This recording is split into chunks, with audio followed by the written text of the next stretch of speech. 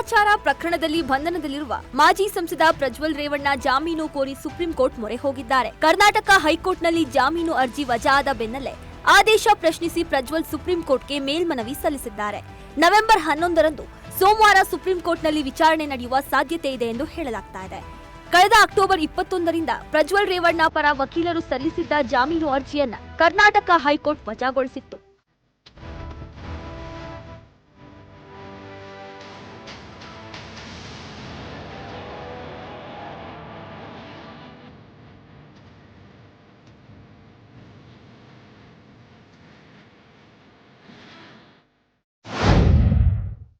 ಶಿಗ್ಗಾವಿ ಚುನಾವಣೆಯಲ್ಲಿ ಹಣದ ಹೊಳೆಯೇ ಹರಿಯುತ್ತಿದೆ ಎಂದು ಮಾಜಿ ಸಿಎಂ ಬಸವರಾಜ ಬೊಮ್ಮಾಯಿ ಹುಬ್ಬಳ್ಳಿಯಲ್ಲಿ ಗಂಭೀರ ಆರೋಪ ಮಾಡಿದ್ದಾರೆ.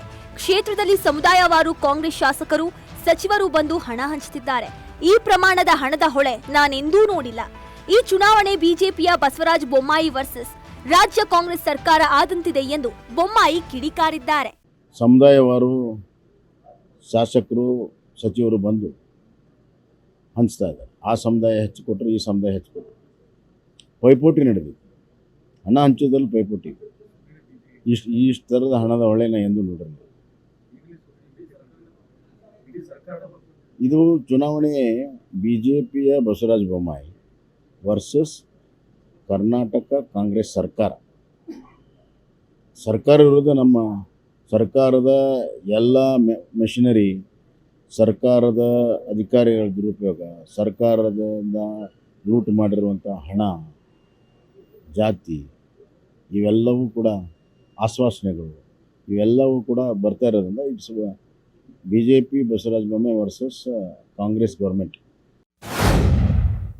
ಸಂಡೂರು, ಶಿಗ್ಗಾವಿ, ಚನ್ನಪಟ್ಟಣ 3 ಕ್ಷೇತ್ರದಲ್ಲಿ ಬಿಜೆಪಿ ಗೆದ್ದೇ ಗೆಲ್ಲುತ್ತೆ ಎಂದು ಮಾಜಿ ಸಿಎಂ BS ಯಡಿಯೂರಪ್ಪ ವಿಶ್ವಾಸ ವ್ಯಕ್ತಪಡಿಸಿದ್ದಾರೆ. ಹುಬ್ಬಳ್ಳಿಯಲ್ಲಿ ಮಾತನಾಡಿದ BSY, ಮುಖ್ಯಮಂತ್ರಿಗಳು ಸೋಲಿನ ಭಯದಿಂದ 4-5 ದಿನದಿಂದ ಸಂಡೂರಿನಲ್ಲಿದ್ದಾರೆ. ಅವರು ಏನೇ ಪ್ರಯತ್ನ ಮಾಡಿದ್ರೂ ಗೆಲ್ಲೋದಿಲ್ಲ. ಈ ಭ್ರಷ್ಟ ಸರ್ಕಾರದ ವಿರುದ್ಧ ಜನ ತಿರುಗಿ ಬಿದ್ದಿದ್ದಾರೆ. ನಿಶ್ಚಿತವಾಗಿ 3 ಕ್ಷೇತ್ರಗಳ ಉಪಚುನಾವಣೆಯಲ್ಲಿ ದೊಡ್ಡ ಅಂತರದಿಂದ ಜಯಗಳಿಸುತ್ತೇವೆ ಎಂದು ಕಾಂಗ್ರೆಸ್ ವಿರುದ್ಧ ಗುಡುಗಿದ್ದಾರೆ.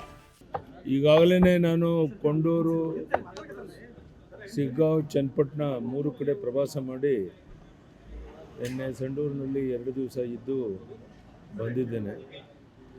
ಮುಖ್ಯಮಂತ್ರಿಗಳು ಸೋಲಿನ ಭಯದಿಂದ 4-5 ದಿವಸ ಸಂಡೂರಿನಲ್ಲೇ ಇದ್ದುದು ನಿಮಗೆಲ್ಲ ಗೊತ್ತಿರುವಂಥ ಸಂಗತಿ. ಅವರೇನೇ ಪ್ರಯತ್ನ ಮಾಡಿದ್ರು ಈ ಭ್ರಷ್ಟ ಸರ್ಕಾರದ ಬಗ್ಗೆ ಜನ ಆಕ್ರೋಶಗೊಂಡಿರೋದ್ರಿಂದ ನಿಶ್ಚಿತವಾಗಿ 3 ಕ್ಷೇತ್ರದಲ್ಲಿ ಭಾಳ ದೊಡ್ಡ ಅಂತರದಿಂದ ನಾವು ಗೆಲ್ತೇವೆ. ಚುನಾವಣೆ ಫಲಿತಾಂಶ ಬಂದ ಮೇಲೆ ಮುಖ್ಯಮಂತ್ರಿಗಳು ಅರ್ಥ ಆಗುತ್ತೆ ಈ ಭ್ರಷ್ಟಾಚಾರದ ಹಗರಿನಲ್ಲಿ ಸಿಕ್ಕಿರುವಂಥ ಸಂದರ್ಭದಲ್ಲಿ ಜನ ಯಾವ ರೀತಿ ತಿರುಗಿ ಬೀಳ್ತಾರೆ ಅನ್ನುವಂಥದ್ದು ಅವ್ರಿಗೆ ಗೊತ್ತಾಗುತ್ತೆ. In almost all the 3 constituencies, we are going to win in big margin. Davanagere ಪೊಲೀಸರು ಭರ್ಜರಿ ಕಾರ್ಯಾಚರಣೆ ನಡೆಸಿದ್ದಾರೆ.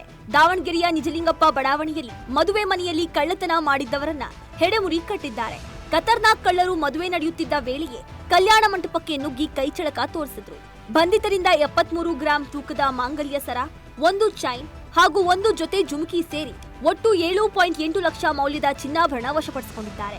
ದಾವಣಗೆರೆಯ ಶಾಂತಿನಗರ ನಿವಾಸಿಗಳಾದ ಕಿರಣ್ ನಾಯಕ್, ವಿನೋದ್ ನಾಯಕ್ ಬಂಧಿತ ಆರೋಪಿಗಳನ್ನ ಪೊಲೀಸರು ನ್ಯಾಯಾಂಗ ಬಂಧನಕ್ಕೆ ಒಪ್ಪಿಸಿದ್ದಾರೆ.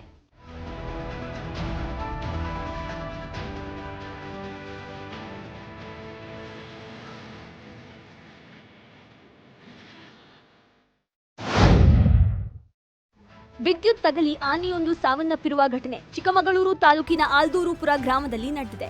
ವಿದ್ಯುತ್ ತಂತಿ ತಗುಲಿ ಕಾಡಾನೆ ಮೃತಪಟ್ಟಿದ್ದು, ಸ್ಥಳಕ್ಕೆ ಅರಣ್ಯಾಧಿಕಾರಿಗಳು, ETF ಸಿಬ್ಬಂದಿಗಳು ಭೇಟಿ ನೀಡಿದ್ದು ಪರಿಶೀಲನೆ ನಡೆಸಿದ್ದಾರೆ. ಆಲ್ದೂರುಪುರ ಗ್ರಾಮದ ಸುತ್ತಮುತ್ತ 20ಕ್ಕೂ ಹೆಚ್ಚು ಕಾಡಾನೆಗಳ ಹಿಂಡು ಓಡಾಡುತ್ತಿರುವ ಮಾಹಿತಿ ಇದೆ.